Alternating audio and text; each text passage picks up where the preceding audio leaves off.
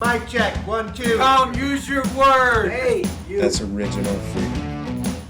Hey everybody, thanks for joining us again on the Original Freedom Podcast. I'm Nate Horgan here with Tom Spooner, founder, co-founder of Original Freedom. Scott is still out in California for a little bit, so we are back east recording again and picking up kind of where we left off last week. We took you through the concept of loyalty and having an order of loyalty and what that is and asking yourself those questions. And if you're coming in right now and haven't watched that, I suggest go back and watching it because this is really a part two to that discussion. Is. So, but taking it from there, we had talked about, finding out who you are and what you stand for, and kind of living your life that way, and coming up with that order of loyalty. And there was kind of something bringing it back to the first responder and veteran. And law enforcement, audience, kind of bringing that back where, there's another piece to that. You kind of talk about there's a stateside order of loyalty, and then there's abroad combat. If it's law enforcement out in the field, that kind of thing too. So let's pick it up from there and continue on in some of how it kind of gets a little more complex. Yeah, it does. It goes back to everything that we talk about is like, how do we take complex issues and make them simple as we can? And talking about that piece, when we talk about loyalty, to us, it's super important. Like, loyalty is not a word; it's a way of life. And everybody screws it up, you know what I mean? Like, I've made huge mistakes about that, but I mean, at least I had a standard to come back to realize I was making a mistake, But that whole aspect of like, hey, loyalty is a way of life, to the best of our ability. That's how we try to move through life, and it's a good way to live, in my personal opinion. And but what we were talking about is like, hey, develop, and I'll just use myself as an example, is like, hey, stateside, order of loyalty, is, hey, my family, is number one. It has to come up, and that's how decisions that I make in my life and how I move through life, hey, that's, it's like that supports it.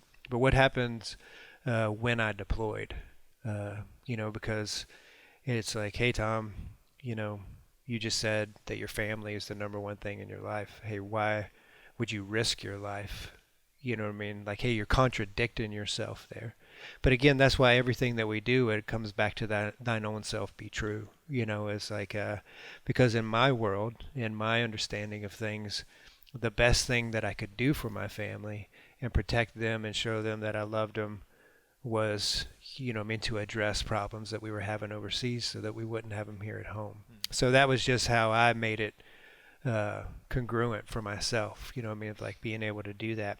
So whenever I would go overseas, that loyalty chain had to stay here. That order of loyalty had to stay right here.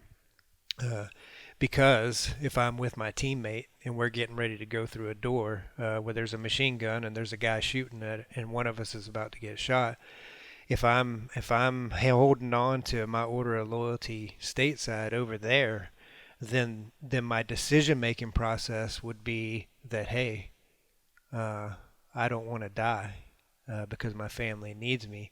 So Nate, you go ahead and go in there and you die. Well, that makes me a coward, over there. And so it's super important mindset-wise is that, hey, whenever I went overseas, my loyalty changed, and that was to my teammates and to the Americans that I was involved with, and then to the innocent folks, in that country. I went through that loyalty exercise again and made so it was very clear in my mind so I could have pre-made decisions. And so it was super important for me to do that. And then whenever I came back home, it was like, okay, that one stayed where it was, and then now I'm back to, being there for my family and everything. That's how it made sense for me. And then if you look at law enforcement and basically all first responders nowadays, they're in danger. Every morning when they leave the house, they if they're doing what they're supposed to be doing, they're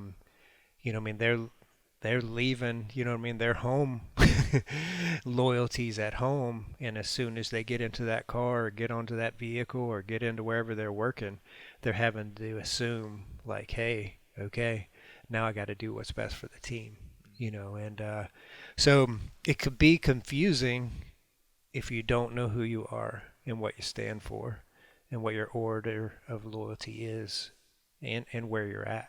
Yeah, yeah, and I think that's something that obviously like a higher cut of person is able to do. I mean, as far as being able to make that separation, put one away and pick one back up, and to go through that and do it multiple times. I mean, obviously people that like yourself, going on multiple tours, multiple times in combat, like having to do that, pick it up and change that out, is definitely not something that I would think your average person would be able to do. So I mean, that's definitely something that those in the law enforcement community, the veteran community, first responder, that's a reason why a lot of us, like myself, call them heroes. What I Right. mean? So that's no small task, I'm sure.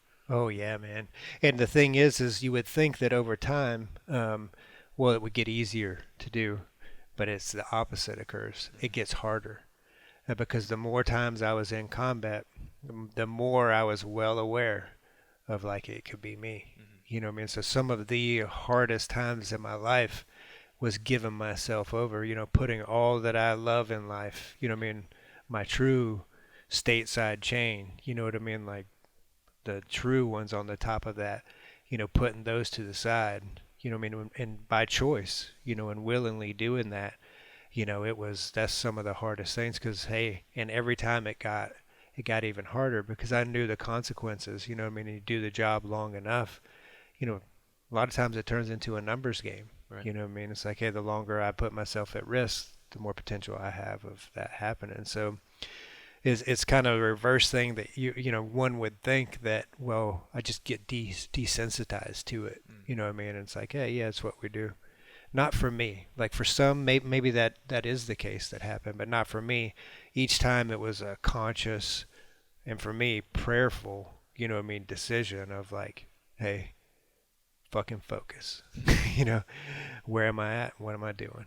Like get on board, know who, I mean, all that stuff in place because it was required. Yeah.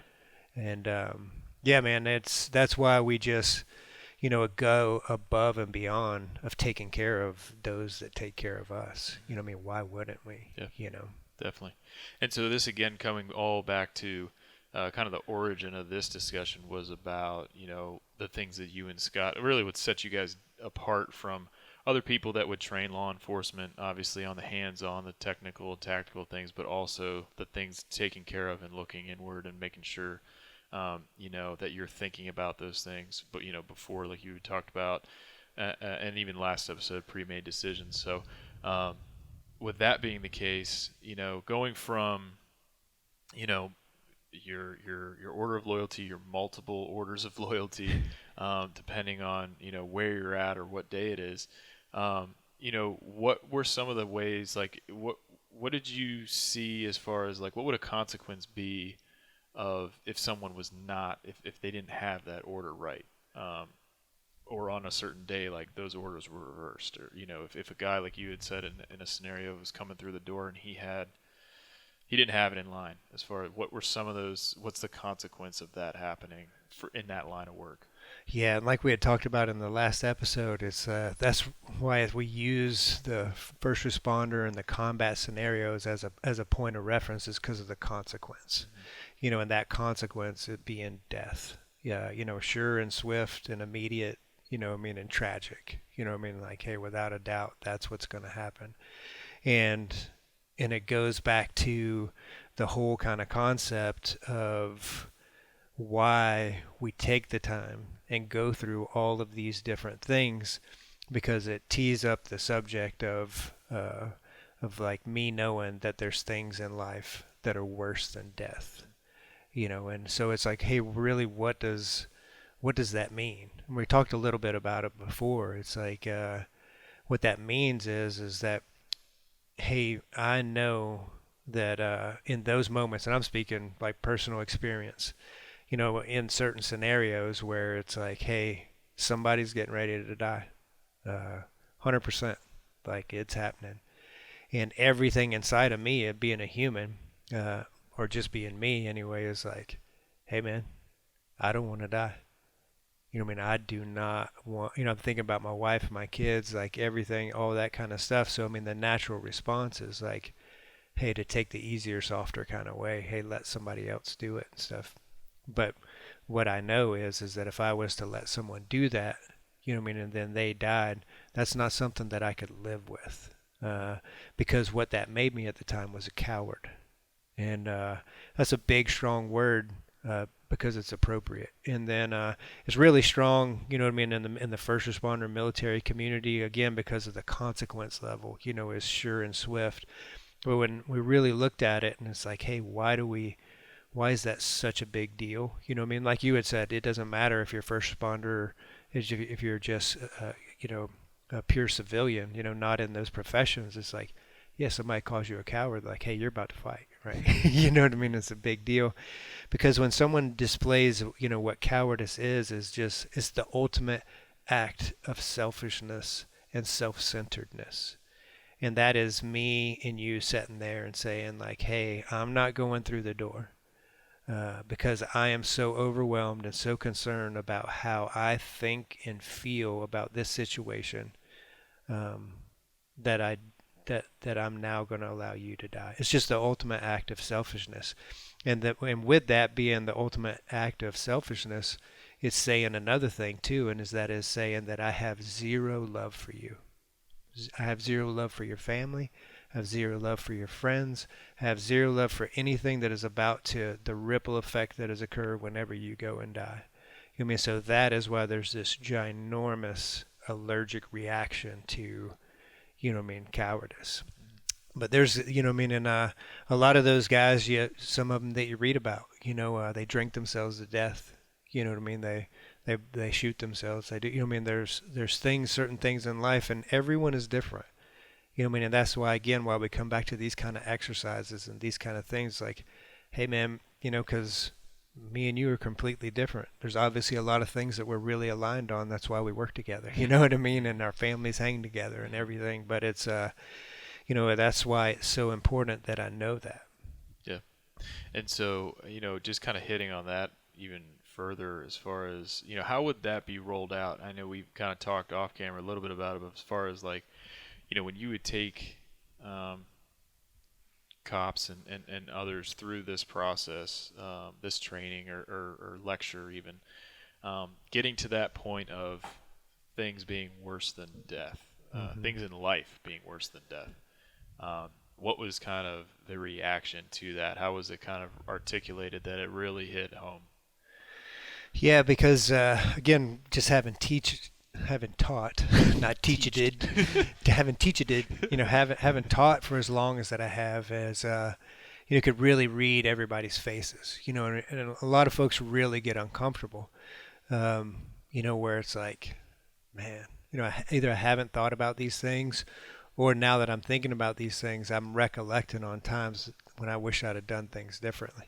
And I have those times too, and lucky for me, they weren't catastrophic, you know what I mean? And so I was able to live through them, learn from it, and then not ever do it again, kind of deal. Yeah, and I think that that's hugely relatable to, those that don't have that kind of dangerous experience, Right, right. I mean? In the face of death type of experience, because I think there's a lot of ways that people could.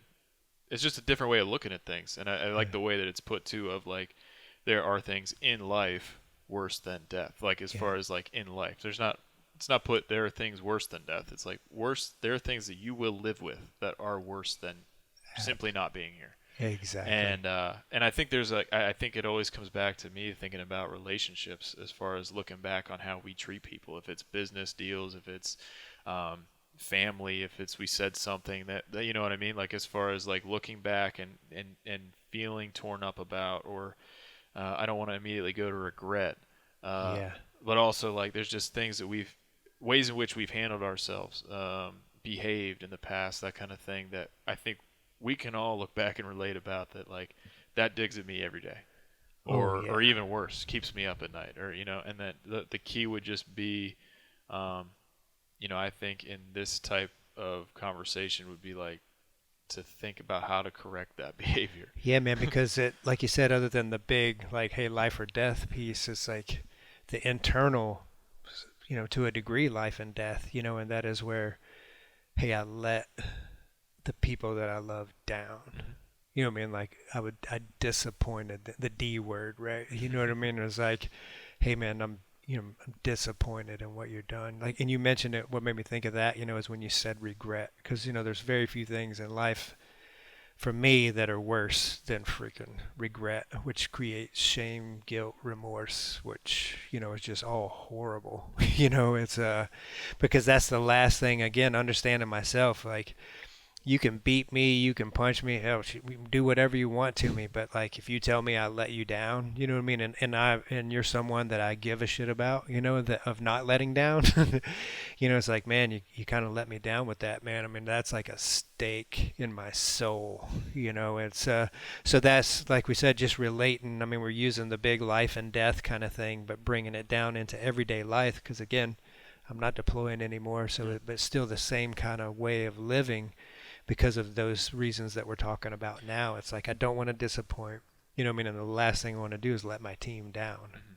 And I think that rounds it out too, of talking about knowing what's truly important to you, knowing what you want to aspire to be loyal to, or Yeah, that you're actually loyal to, and you can stop letting those people or institutions or groups or whatever yeah, down by knowing that now I can focus, and this is my number one. Like nothing touches this. yeah, This is where I'm at, or where everything is aspired to, and where I'm trying to provide for, or whatever. And that by knowing that helps you avoid those types of scenarios too, where you don't have to deal with that kind of letdown yeah, in man. those And then in areas. that same vein, it gives me the ability to, like, let's say this is my normal day, is that let's say there's 10 things on my list that they have to get done today. Like, hey, man, like I make the list. It's like, man, these 10 things have to get done. Yeah, I'm only getting 5 of them done, just because I know the normal. I mean, on a good day, so I immediately have to prioritize that. It's like, again, and it goes to my order of loyalty, whether it's an institution or an individual. It's like, okay, let's say I only get through 5. Like I have to triage and prioritize that list. You know what I mean, from the most important all the way down to the least important, in case I do have one of those days, which with me and the TBI, you know what I mean? It's kind of regular at times. It's like, okay, well, if I only make it to number 5, then okay, I can live with that as long as I know. Because there's some days, I don't know about you, but with me, where it's like, hey, I've given it 100%, given it my all, and I've fallen way short of the mark. You know what I mean? Where it's like, wow, that sucked.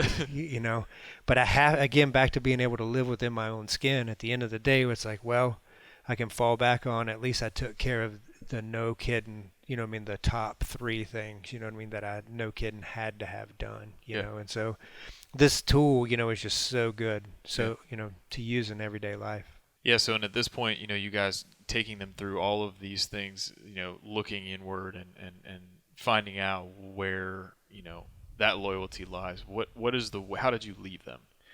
Yeah, and the deal, man, how you tie everything together is with a story, right? You know what I mean? Say, hey, let's story time. So, there is a story that encompasses a real life story that encompasses everything that we talked about, and then some. And the story, I'll tell the story. And the story is about Willie Lubers and Larry Boyven. Uh, Willie, distinguished Special Forces Sergeant Major, what I mean, legendary guy and friend. He was out at Bobby's dove hunting, you know what I mean, one time.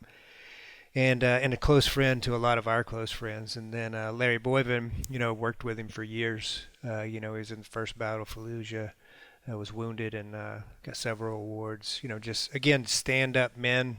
You know, I think they between 25 and 30 years of service. Family. I mean, just predictable, professional loyalty as a way of life. I mean, not surprised. Well, The story, they'd gotten out of the military, retired old guys, now, and Larry, Willie had just not, pretty recently had gotten out, and they went to back in 2012, and they went to they have a big parade in Midland, Texas, and they had, and I'll do the shorter version of the story, and I'll mess some of the story up, but I'll get to the meat of it.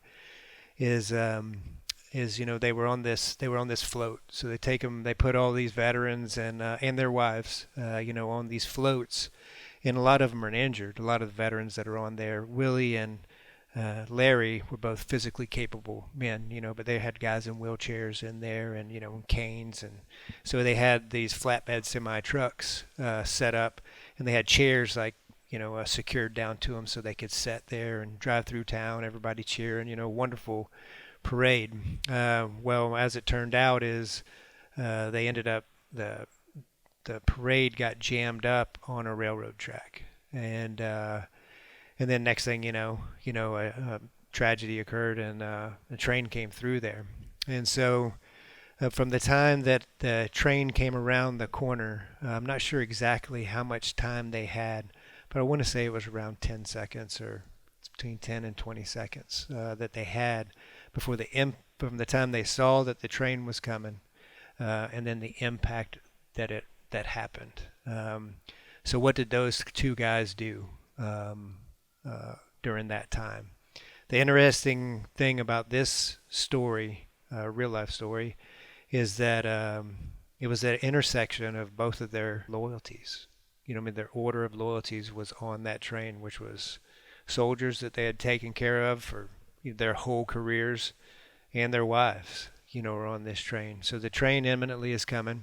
And so what do? Is, first, they throw their wives off the train. Not off the train, they throw their wives off of the flatbed, so it won't get hit by the train. And then they have a decision to make, right? Because they could have easily jumped off of that train. They've got their wives safe, but it's like, hey, they could jumped off with their wives and been safe, and lived, happily ever after.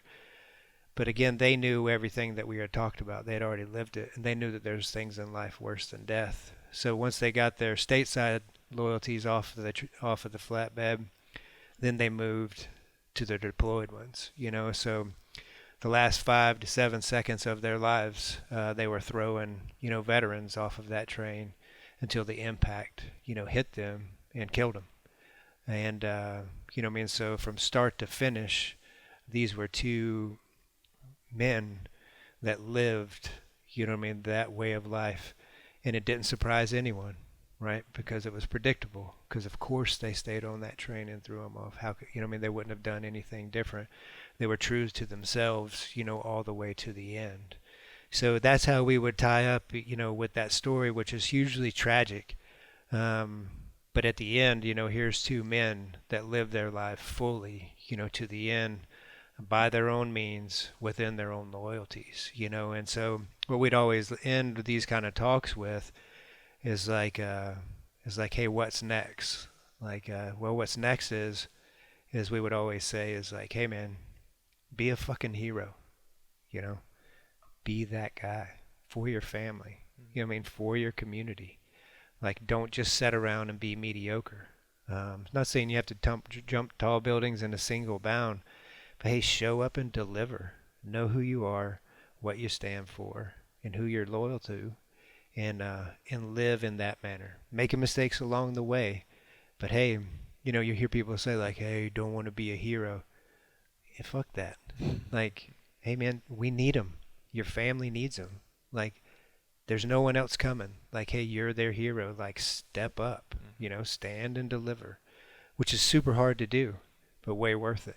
And that's why we have all these living examples in our lives of like who we aspire to be, and that's what we try to do. Yeah, and I think it's you can correct me if I'm wrong too, but the things that that ability to stand up, to be above that to be above mediocrity, to be a hero.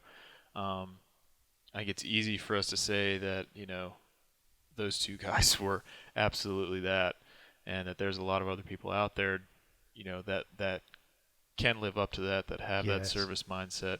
And what I would add is that those types of things are not limited to those people. No. Any of us can aspire to that level of service to others and being a hero to others. Absolutely. Yeah, I mean, with that, there's not much to say after that. I'll leave all you guys with it. And, definitely, not one of our longest episodes, but damn near one of our most impactful, if you heard it. So thanks for joining us. I'm Nate. I'm Tom. Look forward to, seeing you guys here in the future as well. Thanks, everybody.